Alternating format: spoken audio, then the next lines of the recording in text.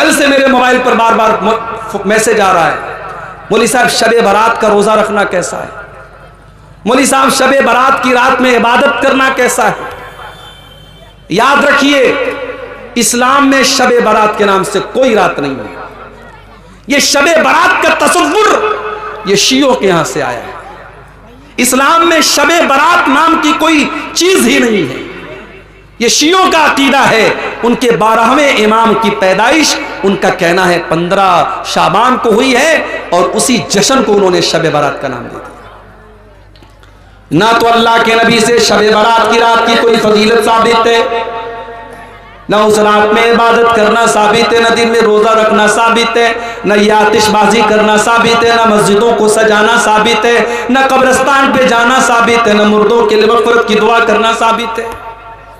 एक साहब कहने लगे हलवा कैसे हराम हो गया? सूजी जायज है, चीनी जायज है, देसी घी जायज है, नारियल और जायज है, और आप कहते हलवा हराम है। सबको मिक्स कर दिया तो हलवा बन गया, आप कहते हलवा हराम है। मैंने कहा भाई हलवा हराम नहीं है, हलवा हराम नहीं है। हलवा यकीनन बहुत अच्छी चीज है, हमको भी खिलाइए, हम भी खाएंगे, मगर आप किस अकीदे के मुताबिक बना रहे हैं? आप शबे बारात पर बना रहे हैं तो क्यों बना रहे हैं आप? एक साहब कहने लगे हलवा हम इसलिए बनाते हैं क्योंकि नबी अकरम के दांत टूट गए थे ग़ज़वा उहद में, आपने हलवा खाया तो इसलिए हम हलवा खाते हैं। मैंने कहा भाई साहब ग़ज़वा उहद हुई है शव्वाल में और शबे बारात मना रहे हो शाबान में, तुम 2.5 महीना एडवांस में हलवा खा रहे हो। नबी अकरम ने अगर हलवा खाया भी था, पहली बात तो ये मन गलत बात है, अगर आपने खाया था तो शव्वाल में खाया था, तुम्हें इतनी जल्दी पड़ी है, तुम 2.5 महीना पहले हलवा खा रहे हो। हलवा का सो था ही नहीं। और फिर हलवा असल में ये पेटू किस्म के शिकम परवर मौलवियों ने इसका इजाद किया ताकि हमारे पेट की दुकानें चलती रहे। तो बिदात करने वाला तौबा नहीं करता है, इसीलिए अल्लाह के नबी अपने हर खुतबे में कहते थे वह शर्रुल उमूरि मुहदसातुहा, तब से बुरा काम बिदात है, वकुल्लु मुहदसतिन बिदा, दीन के अंदर नया निकाला गया काम बिदअत है, वकुल्लु बिदअतिन ज़लाला, और हर बिदअत गुमराही है। उसूल याद रखिए, शरीयत का एक उसूल याद रखिए। हम जो कलमा पढ़ते हैं ला इलाहा इल्लल्लाह मुहम्मदुर रसूलुल्लाह, इस कलमे के अंदर 2 उसूल मौजूद हैं। ला इलाहा इल्लल्लाह का मतलब इबादत अगर होगी तो सिर्फ और सिर्फ अल्लाह की होगी, इबादत अगर होगी तो सिर्फ और सिर्फ अल्लाह की होगी। और मोहम्मदुर रसूलुल्लाह का मतलब यह है कि इबादत अगर होगी तो मोहम्मदुर रसूलुल्लाह के तरीके के मुताबिक होगी। तो कलमे के अंदर 2 उसूल सिखाया गया। इबादत किसकी होनी चाहिए? इबादत सिर्फ अल्लाह की होनी चाहिए। और इबादत कैसी होनी चाहिए? इबादत जनाब मोहम्मदुर रसूलुल्लाह सल्लल्लाहु अलैहि वसल्लम के जैसी होनी चाहिए।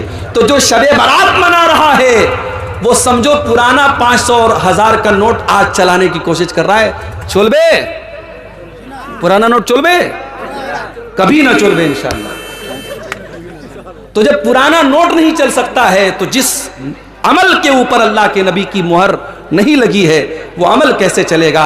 रात भर आप इबादत कर लीजिए, जो इबादत नबी ने नहीं की, जो सहाबा ने नहीं की, जो कुरान और सुन्नत से साबित नहीं है, वो इबादत नहीं हो सकती मेरे प्यारे साथियों। चाहे कितना ही एक शख्स है जो कि 5 टाइम नमाज पढ़ता है लेकिन उनकी माँ उससे नाराज है, क्या उस शख्स की नमाज कबूल होगी? कुरान और हदीस की रोशनी में बताइए।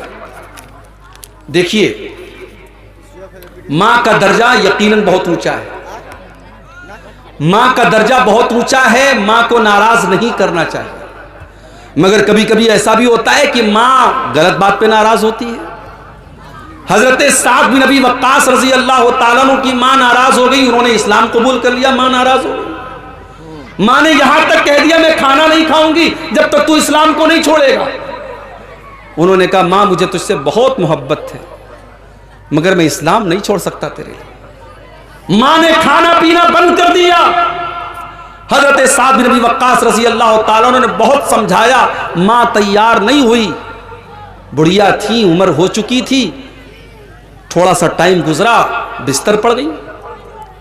अब बिस्तर पड़ गई, अब खानदान के लोग आ रहे हैं, उनकी माँ की हालचाल पूछ रहे हैं, और जब पता चलता है कि बेटे के इस्लाम कबूल करने की वजह से इन्होंने खाना पानी बंद कर दिया है, तो लोग इनको बुरा भला भी कह के जा रहे हैं कि देखो इसकी वजह से इसकी माँ बीमार पड़ी है। हालत ये हो गई, हजरत साद की माँ आखिरी सांसें लेने लगी, आखिरी सांसें लेने लगी, इंतकाल का टाइम आ गया। हजरत साद ने अपनी माँ से कहा कि अम्मी जान, लऊ कानत लकी मियतु नफ्सिन, अगर अल्लाह ताला तुझे 100 जिंदगियां दे दे, तेरे अंदर 100 जान पैदा हो जाए और एक एक जान तेरी निकलती चली जाए और तू मुझसे कह दे कि मैं इस्लाम को छोड़ दूं, तो ऐ मेरी माँ, मैं तेरी जिंदगी को बचाने के लिए इस्लाम को छोड़ने वाला नहीं हूं। माँ समझ गई कि मेरा बेटा मानने वाला नहीं है। माँ ने आखिर में खाना खाया, पानी पिया, और बाद में माँ को भी अल्लाह ने हिदायत दी और बाद में माँ ने भी इस्लाम कबूल किया। तो माँ नाराज है, अगर सही बात को लेकर के नाराज है तब तो बेटा गुनहगार होगा, लेकिन माँ बिला वजह नाराज है, नाहक नाराज है, बेमतलब की बात पे नाराज है, जिसका कोई सर पैर नहीं है, तो बेटा गुनहगार नहीं होगा। बेटे को चाहिए, अगर माँ नाराज है, गलत बात पर भी नाराज है, बेटा माँ को मनाने की कोशिश करे। लेकिन ऐसा कोई सबूत नहीं है कि माँ नाराज है तो बेटे की नमाज कबूल नहीं होगी। एक बड़ा मशहूर वाकया है हजरत अलकमा का वाकया, कि उनकी माँ उनसे नाराज हो रही थी, तो उनके साथ बड़ा बुरा मसला हो रहा था। उनकी मौत का टाइम आया तो अल्लाह के नबी ने पूछा कि क्या मामला है। पता लगा उनकी माँ उनसे नाराज है। जब तक माँ ने माफ़ नहीं कर दिया तब तक उनकी रूह परवाज नहीं हुई और उनको चैन नहीं मिला। बहुत मशहूर वाक़या है, मगर वो मनगढ़ंत वाक़या है, मौजू रिवायत है, सही हदीस से साबित नहीं है। लिहाजा इस बात की कोई दलील नहीं है कि माँ अगर नाराज है तो बच्चे की दुआ, बेटे की दुआ जो है वो कबूल। सूरह लुक़मान में भी इस सिलसिले में आयत है। जी जी जी। तो अगर माँ गलत बात पर नाराज है तो पहली बात तो उससे कोई मतलब नहीं है। अगर सही बात पर भी नाराज है तो बेटे को मनाने की कोशिश करनी चाहिए, उसकी वजह से उसकी इबादत पर कोई फर्क नहीं पड़ेगा। तो तौबा की पहली कंडीशन यह है कि आपको एहसास हो कि हाँ मैंने गलत काम किया है। तौबा की दूसरी कंडीशन, आप इस बात का पक्का इरादा करें कि आइंदा आप उस गलत काम को नहीं करेंगे। शराब पीने वाला तौबा कर रहा है शाम को, आए अल्लाह आज के बाद मैं कभी शराब नहीं पीऊंगा, सुबह को फिर शराब पीने लगता है। आइंदा उस गुनाह को पक्का इरादा करे कि मैं नहीं करूंगा, तब तो उसकी तौबा कबूल होगी, वरना तौबा का कोई मतलब नहीं है। और तौबा की तीसरी शर्त कि जिस गुनाह से वो तौबा कर रहा है उस गुनाह को फौरन छोड़ दे, तब उसकी तौबा कबूल हो। अभी आज एक साहब मुझसे मिले, पता लगा वो नमाज नहीं पढ़ते, गवर्नमेंट नौकरी करते, गवर्नमेंट टीचर हैं, नमाज नहीं पढ़ते। मैंने कहा साहब क्यों नमाज नहीं पढ़ते आप? बोले मौलवी साहब दुआ कीजिए। मैंने कहा नमाज दुआ पढ़ने से आप नहीं पढ़ेंगे, नमाज आपको पढ़ना होगा, वो मेरे दुआ करने से आप नमाज नहीं पढ़ेंगे। मैंने कहा आपकी गवर्नमेंट जॉब है, सुबह कितने बजे स्कूल जाते? बोले 8 बजे। मैंने कहा मैं दुआ कर देता हूं अल्लाह आपको स्कूल में पहुंचा दे, आप घर में बैठे रहे, पहुंच जाएंगे क्या स्कूल? आपको जाना पड़ेगा, आपको ड्यूटी देनी पड़ेगी। आप 8 की जगह 8:30 बजे स्कूल नहीं पहुंचते, क्योंकि आपको पता है आपकी सैलरी कट जाएगी, आपकी नौकरी खतरे में आ जाएगी। अभी मेरे साथ इतना बड़ा एक्सीडेंट हुआ, यूपी के अंदर मैं कार से जा रहा था, कार मेरी ट्रक से लड़ गई। मैं रातों रात 350 किलोमीटर का सफर करके वापस लौट रहा था। क्यों? क्योंकि मेरी जॉब है, मुझे पढ़ाना है, सुबह मदरसे पहुंचना था। मैं 300 किलोमीटर का सफर तय करके, मुझे पागल कुत्ते ने तो नहीं काटा है, मैं रात में भाग रहा हूं, ड्राइवर को नींद आ रही है, बेचारा किसी तरीके से गाड़ी चला रहा है, लेकिन जॉब का मामला था, मुझे सुबह जाना है। कितने प्रोग्राम हैं, देने के बाद मुझे कैंसिल करना पड़ता है कि नहीं छुट्टी नहीं मिल पाई, मदरसे का मसला है, इम्तिहान है या कोई और मामला है, हम नहीं आ पाते। तो जो जॉब होती है, जो नौकरी होती है, इंसान उसको निभाता है। और जहां अल्लाह का मामला आता है, जहां नमाज का मामला आता है, वहां लोग कहते हैं मौलवी साहब दुआ करो। दुआ करने से आप नमाज नहीं पढ़ेंगे, आपको खुद पढ़ना पड़ेगा। मेरे प्यारे साथियों, इसीलिए अल्लाह ताला कह रहा है कि नेकी के कामों में सबकत करो। मस्जिद में नमाज पढ़ने जाओ तो सबसे पहली सफ में जाओ। कोशिश करो कि पहली तकबीर में तुम शामिल हो जाया करो, इसलिए कि अल्लाह के नबी फरमाते हैं लौ यालमुन्नासु मा फिल निदाई वस्सफ़िल अव्वली, अगर लोगों को पता चल जाए कि पहली सफ का क्या मकाम है, अगर लोगों को पता चल जाए कि पहली तकबीर का क्या मकाम है, और उस सवाब को हासिल करने के लिए अगर घसीट करके आना पड़े तो लोग घसीट करके आएंगे, मगर पहली सफ में शामिल होंगे। हम क्या करते हैं, हम पीछे वाली लाइन में खड़े होते हैं, नमाज में हम सबसे पीछे होते हैं। मदरसे में चंदा देने की बात आती है, दान देने की बात आती है, हम सोचते हैं सबसे आखिर में हम चंदा दें। पहले देखे प्रधान जी कितना देते हैं, पहले देखे गांव के हाजी साहब कितना देते हैं, गांव के रईस लोग कितना देते हैं, उसके बाद हम देंगे। नहीं मेरे भाई, नेकी के काम में आप पीछे मत रहिए, नेकी के काम में आगे रहिए। हजरत अबू बकर सिद्दीक को देखो, अल्लाह के नबी अपने साहबा के साथ बैठे हुए हैं। आप कहते हैं कि क्या तुम में से कोई ऐसा है जो आज रोजा रख करके आया है? अबू बकर सिद्दीक कहते हैं कि हाँ अल्लाह के नबी, मैं रोजा रख करके आया हूं। आप पूछते हैं क्या कोई ऐसा है जिसने आज किसी गरीब को खाना खिलाया है? अबू बकर सिद्दीक कहते हैं हाँ अल्लाह के नबी, मैंने गरीब को खाना भी खिलाया है। आप पूछते हैं कि क्या कोई ऐसा भी है जिसने किसी मरीज की अयादत की है? हाँ अल्लाह के नबी, मैंने एक मरीज की अयादत भी की है।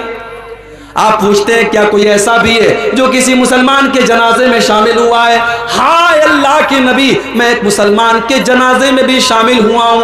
आपने फरमाया मजतमाना फी इम्रिइन इल्ला दखलल जन्ना, ये सारी की सारी नेकियां अगर एक इंसान एक दिन में 24 घंटे में कर लेता है तो वो जरूर जन्नत में जाएगा, जन्नत में जरूर जाएगा। ये अबू बकर सिद्दीक, नेकी के मामले में पहले नंबर पर हजरत अबू बकर सिद्दीक का नाम आता है। मेरे भाइयों, हमें और आपको भी नेकी के मामले में आगे रहना चाहिए। आज कितने लोग हैं जुमा की नमाज में, अगर 1 बजे जुमा की नमाज होने वाली है तो 12:55 पर उनकी शक्ल नजर आती है मस्जिद में। अल्लाह के नबी फरमाते हैं कि जुमा के दिन जो सबसे पहले आता है उसे अल्लाह की राह में ऊंट सदका करने का सवाब मिलता है, जो बाद में आता है उसको गाय सदका करने का सवाब मिलता है, जो उसके बाद आता है उसको दुम्बा, जो उसके बाद आता है उसको मुर्गी, जो उसके बाद आता है उसको अंडा अल्लाह की राह में सदका देने का सवाब मिलता है। और जब इमाम खुतबा देने के लिए आता है तो ये सवाब लिखने वाले फरिश्ते सवाब लिखना बंद कर देते हैं और वो भी इमाम का खुतबा सुनने लगते हैं। हम लोग तो इतने बदनसीब हैं कि ऊंट छोड़ दो, गाय छोड़ दो, दुम्बा छोड़ दो, बकरा छोड़ दो, मुर्गा छोड़ दो, अंडा छोड़ दो। कितने बदनसीब ऐसे लोग हैं कि जुमा के दिन वो तब आते हैं जब इमाम का खुतबा स्टार्ट हो जाता है, बल्कि जमात शुरू होने के 5 मिनट पहले वो मस्जिद में आते हैं। ऐसा नहीं होना चाहिए मेरे भाई। इस्लाम आपको नेकी के मामले में आगे आगे रहने का हुक्म देता है। गज़वे तबूक का मौका याद कीजिए, हजरत उमर फारूक रजी अल्लाह ताला अन्हु फरमाते हैं कि मेरे दिल में ख्याल आया कि आज नेकी के मामले में, आज अल्लाह के दीन के मामले में मैं अबू बकर से आगे निकल करके दिखाऊंगा। वो अपने घर आते हैं, अपने घर का सारा सामान इकट्ठा करते हैं और सारे सामान को 2 भाग में वो बांट देते हैं और एक भाग अपने घर में छोड़ देते हैं और एक हिस्सा अल्लाह के नबी के पास लेकर के आते हैं। अय अल्लाह के नबी, आज इस्लाम को मेरे माल की जरूरत है, देखिए मैं अपने घर का माल लेकर के आया हूँ। नबी अकरम पूछते हैं कि अय उमर, घर वालों के लिए कुछ छोड़ के आए हो कि नहीं आए हो? अय अल्लाह के नबी, आप परेशान ना हो, मैं आधा लेकर के आया हूँ, आधा छोड़ करके आया हूँ। उमर फारूक बहुत खुश हैं कि आज मैंने वो कारनामा अंजाम दे दिया जो अबू बकर सिद्दीक भी अंजाम नहीं दे सकते। थोड़ी देर के बाद हजरत अबू बकर सिद्दीक भी आते हैं, वो भी अपने घर का सामान लेकर के आए हैं, अपने घर का माल लेकर के आए हैं, अपने घर की चीजें लेकर के आए हैं। उन्होंने लाकर के जब अल्लाह के नबी के सामने रख दिया, आपने पूछा अय अबू बकर, तुमने अपने घर वालों के लिए क्या छोड़ा है? हजरत अबू बकर सिद्दीक कहते हैं अब क़ैतु लहुमुल्लाह व रसूलहू, अय अल्लाह के नबी, मैंने अपने घर वालों के लिए अल्लाह को छोड़ा है, उसके रसूल को छोड़ा है। अय अल्लाह के नबी, मैं तो सब कुछ लेकर के आया हूँ, आज इस्लाम को मेरे माल की जरूरत है, मैं अपने घर वालों के लिए कुछ छोड़ के नहीं आया, मैं अल्लाह को छोड़ के आया हूँ, रसूल को छोड़ के आया हूँ। उमर फारूक की आंखों में आंसू आ गए। उन्होंने कहा मुझे यकीन हो गया कि मैं नेकी के मामले में अबू बकर का मुकाबला नहीं कर सकता। नेकी के मामले में सबकत करो मेरे प्यारे साथी। इसीलिए अल्लाह ताला कुरान के 17वें पारे में अपने नबियों का जिक्र करने के बाद कहता है, अपने नबियों का नाम लेने के बाद कहता है इन्नहुम कानू युसारिऊना फिल खैरात। ये मेरे जितने नबी थे, ये मेरे जितने रसूल थे, वो नेकियों के मामले में आगे आगे रहते थे, वो नेकियों के मामले में पीछे पीछे नहीं रहते थे।